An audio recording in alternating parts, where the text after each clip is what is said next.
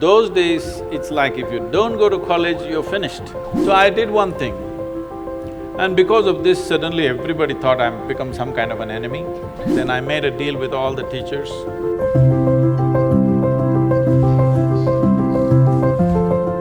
Also, speaking of schooling and parents and careers, right now, we're in an age where there's so many different offbeat careers coming up. As YouTubers, we get this question all the time. How did you talk to your parents about it? How do we convince our parents about this really new career that we have?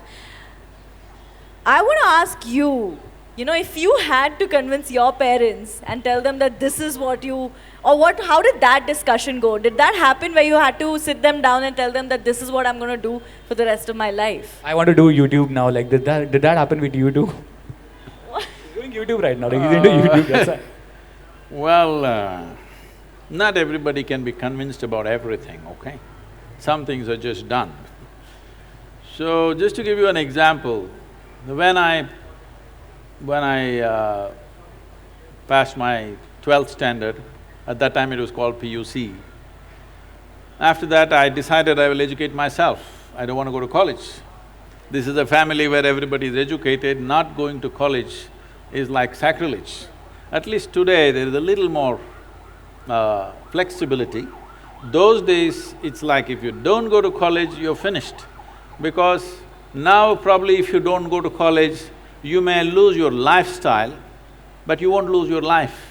That was a generation, if you don't go to college, you lost your life, you're on the street, that's about it. So they were terrified of this. My father being a physician, he was just freaked about it. He is a very studious man, all his life, first, second, third in everything that he has done.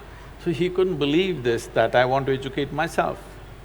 So I did one thing, and because of this, suddenly everybody thought I'm become some kind of an enemy, and they were not even talking to me properly. I did one thing. I was just to tell you, I was such a big eater. I would eat 10 times, more, at least 10 times of what I eat today. But I never was putting on weight or anything because my level of physical activity was such. I could just run up a coconut tree, I was made like that. So I was every day cycling about 50, 60 kilometers, swimming in the Kaveri and going back like this, so eating this. I decided to go to the Mysore University library. Every day when they open at 9, I went, 8 in the evening they close. That entire time I sat there, read all kinds of stuff. From Homer to popular mechanics, to National Geographic, to literature, to geography, this, that, whatever. Whatever came my way, every day for 1 year I read like this, just all kinds of things. But the most important thing for me was, though I was such a huge eater at that time, this 1 year I went without a meal. Morning I ate as much as I could, breakfast at home, and I went there and sat there the entire day without a meal, which was a huge achievement for me, because without food I could stay. This kind of expanded my way of looking at life, but family drama started, my mother started crying when the next academic year comes, go to college, go to college, go to college.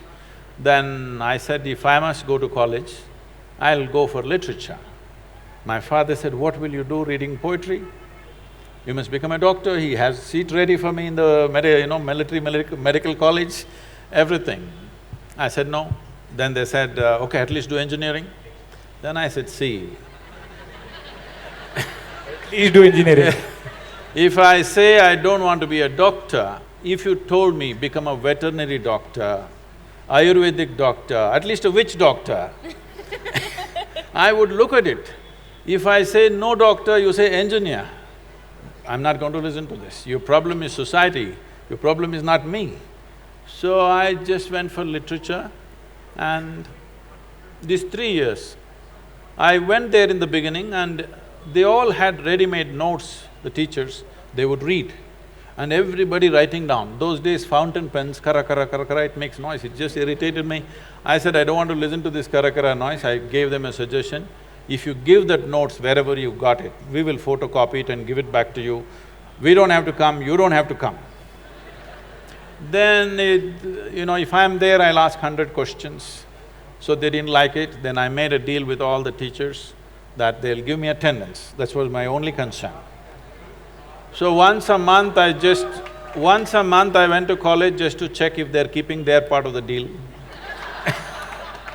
My life is so similar, yeah. So I explored the geography of Mysore district in such a way, every village track, every hill that is there, every little bird nest, whatever is there, everything I paid attention, just wandering aimlessly. But today, like when I went for the Rally for Rivers board where all the top experts are there, some questions came up when I just telling them casually, they said, Sadhguru, how do you know all this? I said, what was aimless wandering? Where I paid absolute attention to everything, from a worm to an insect to anything and everything I paid attention. Now it's become formidable knowledge. I never intended to learn anything, I just paid attention because it was life.